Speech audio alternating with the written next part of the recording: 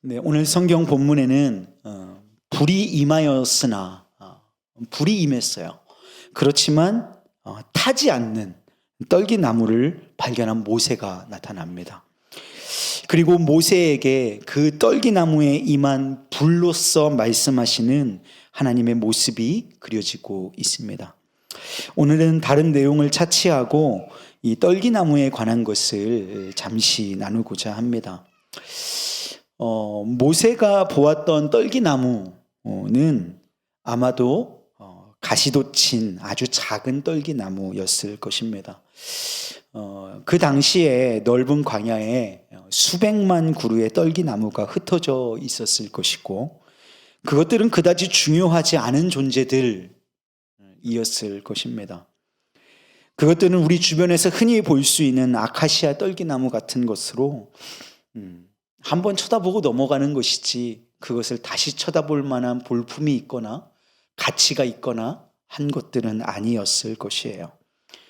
그러나 오늘 말씀드리고자 하는 것은 이 불입니다. 이 불은 모세가 보았던 그 떨기나무를 변화시켰고, 그 떨기나무는 결국 역사상 가장 유명한 떨기나무가 되었습니다. 여러분, 떨기나무 하면 어떤 떨기나무가 생각나십니까? 여러분의 연상 속에서 한번 떠올려 보십시오. 여러분에게 떨기나무라고 하는 단어가 주어졌습니다. 그럼 어떤 것을 상상해 보실 수 있겠습니까? 여기 앞에 그림에 나오고 있는, 타고 있는, 그러나 타지 않는 불이 임한 떨기나무가 아마 여러분의 생각을 지배할 것입니다. 여러분, 이 떨기나무의 영광은 이 떨기나무 자체의 영광이 아닙니다. 그 떨기나무에게 내주하는 불에서 나오는 영광인 줄로 믿습니다. 곧 하나님의 영광이죠. 이 떨기나무 자체의 영광이 있다기보다는 이 떨기나무에 임한 하나님의 영광으로서의 그 불의 영광이 있다는 것입니다. 여러분, 떨기나무는 빛, 즉 영광을 취했으며 그 영광을 지금까지 계속 지니고 있습니다. 사람들은 이 불붙은 떨기나무에 대해 얘기하고, 중세의 화가들은, 르네상스 시대의 화가들은, 또 지금의 화가들까지도 이것을 화폭에 담습니다. 그리고 우리는 이에 대해 설교하고 설교 듣습니다. 왜 그럴까요? 이 나무가 위대한 떨기나무이기 때문인가요? 이 떨기나무 자체가 위대하기 때문에 우리는 그 떨기나무에 대해서 이야기하는 것인가요? 아닐 것입니다. 우리가 여전히 이야기하고 여전히 화폭에 담고 설교하고 설교 듣는 이유는 이 떨기나무 속에 불이 있었기 때문인 줄로 믿습니다. 제가 조금 엉뚱한 상상을 해봅니다. 우리 말씀을 읽어내려가면서 좀 이렇게 엉뚱한 상상들을 한 번씩 해볼 때가 있는데, 제가 출애굽기 말씀을 묵상해 나가면서 오늘 이 부분에서 이런 생각을 해봤어요. 이 불붙은 떨기나무 속에서 이 떨기나무가 떨기나무만 있었을 것 같지는 않고 그 떨기나무에 기생하던 것들이 있었을 거라는 생각을 해봤어요. 때로는 곤충일 수도 있을 거고요. 때로는 온도차가 큰 때이기 때문에, 큰 사막이기 때문에 곰팡이가 있을 것 같다는 생각도 해봤고, 어떨 때는 애벌레, 어떨 때는 작은 곤충, 여기 같이 있었을 거라고 생각을 해봅니다. 그런데 불이 임했을 때 이 모든 것이 다 죽어 사라졌을 것이다 라는 생각을 해봤어요. 다 죽고 남은 것은 오직 떨기나무와 불뿐이었을 것이라는 생각을 하게 된 겁니다. 뭐죠? 내 안에 있었던, 그 떨기나무에 있었던 온갖 불순물들은 다 태워져 나가고 오직 불과 떨기나무만 존재하는 것이지요.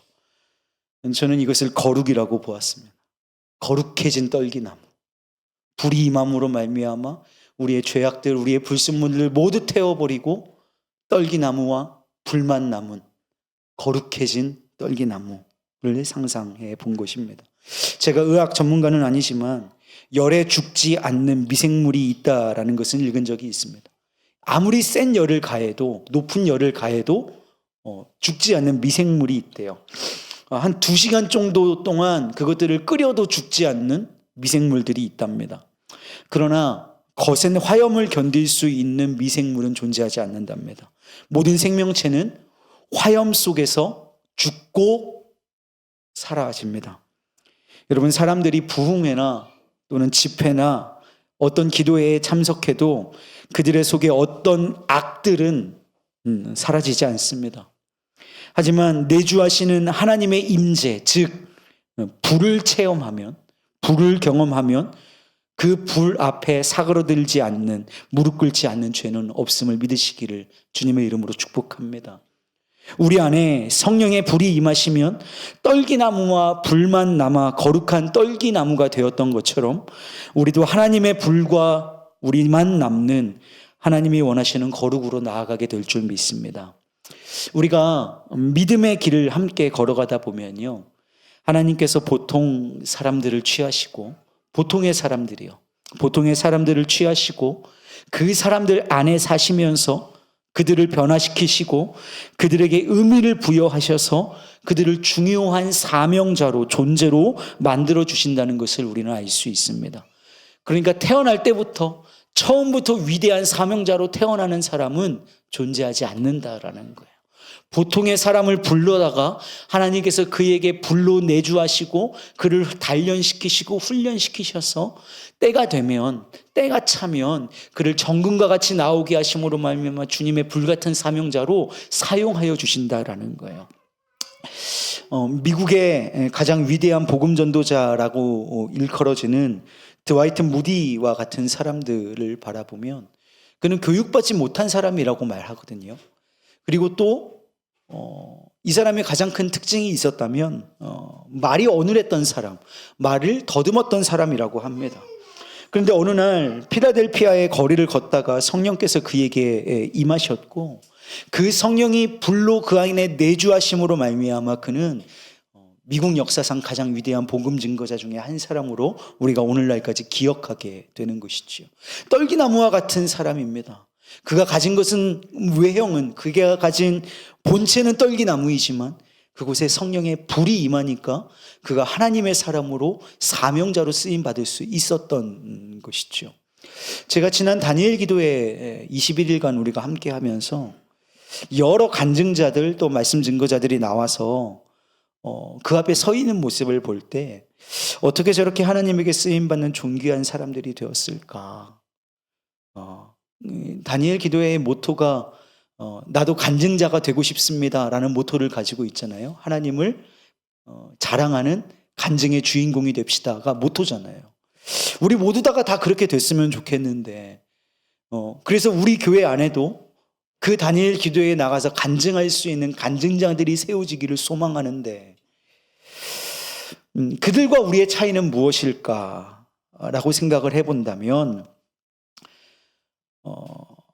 그들이 나와서 말하는 모든 말들 중에 단 한 사람도 나는 내가 이렇게 위대하세 하나님 앞에 쓰임받았습니다 라고 하는 사람은 한 명도 없더라는 거예요. 내가 이런 사람이었기 때문에 하나님이 나를 쓰셨습니다. 이렇게 위대하고 이렇게 놀라운 일을 행하는 사람이었기 때문에 하나님이 나를 쓰셨습니다 라고 말하는 사람은 한 명도 존재하지 않았어요. 도리어 나는 아프고 나는 연약하고 나는 귀먹었고 나는 다리가를 절고 서 있을 수 없고 나는 연약하지만 하나님께서 내게 임하셔서 하나님이 나를 단련하시고 하나님이 나를 여기까지 올 수밖에 뒤에서 밀어내셔서 나를 여기까지 오게 하셨습니다. 모든 것이 하나님의 은혜입니다 라고 고백하는 사람들만 있었다라는 거예요. 뭐라고 고백하는 것인가요? 거기 서 있는 그 간증자들도 우리의 눈에 볼 때 참 위대한 사람처럼 보이지만 그들도 연약하고 무가치했던 떨기나무 같은 사람이었다라는 사실을 고백하고 있더란 말이죠. 여러분, 떨기나무는 불에 의해 변화되었습니다. 사실 그것은 작은 떨기나무였을 뿐입니다. 모세가 본 떨기나무가 아마 수백 그루였을 것이지만 유독 이 떨기나무는 갑자기 역사에서 가장 유명한 떨기나무가 되고 말았습니다. 그것의 영광은 말씀드린 대로 그 자체의 영광으로 파생된 것이 아니라 하나님께서 그 떨기나무를 처음부터 위대하게 만들어 놓으신 것이 아니라 단지 그 안으로, 그 떨기나무 안으로 들어가셔서 그 안에서 크신 하나님으로 계셨음을 믿으시기를 소망합니다.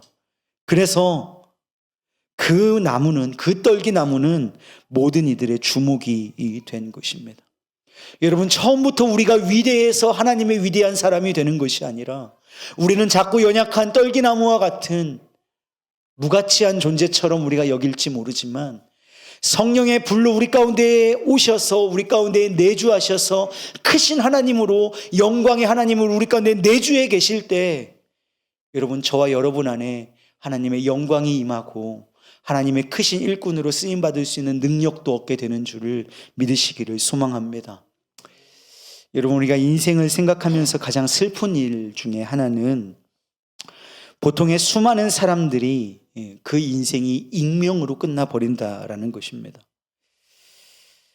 제가 인생의 허물을 경험하는 때가 꽤나 있습니다. 제가 좀 아까 이상한 상상을 한다고 말씀드린 것처럼 때로는 조금 이렇게 물이 군중 속에 들어가지 못하고 군중에서 떨어져 나와서 생각을 하는 경우들이 간혹 있는데요.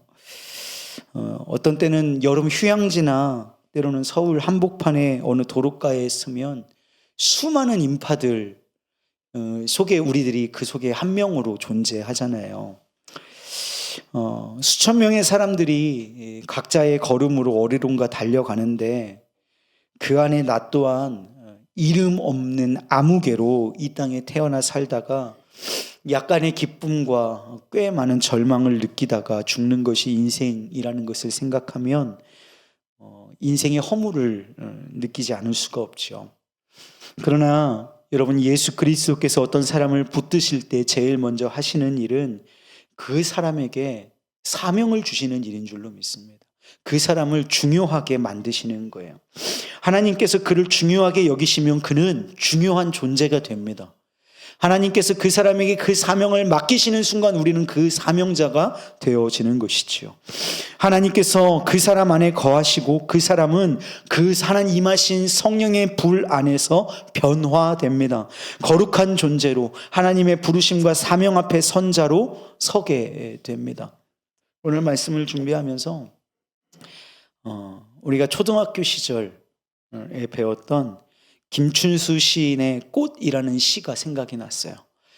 저는 국민학교 시대를 살았습니다. 제가 딱 졸업하고 나니까, 제가 6학년 딱 지나고 나니까 그 다음부터 이름이 초등학교로 바뀌더라고요. 국민학교 시절에 배웠던 시예요. 이 김춘수 시인의 시, 이 꽃이라는 시가요. 여러분 들으시면 다 아실 법한 시인데요. 이렇게 시가 읊어져요. 내가 그의 이름을 불러주기 전에는 그는 다만 하나의 몸짓에 지나지 않았다. 내가 그의 이름을 불러주었을 때 그는 나에게로 와서 꽃이 되었다. 주께서 내게 불로 임하시고 내주하시기 전에는 우리는 그 어떤 무명의 인생과 다를 것이 없는 한낱 떨기나무에 불과했을 것입니다.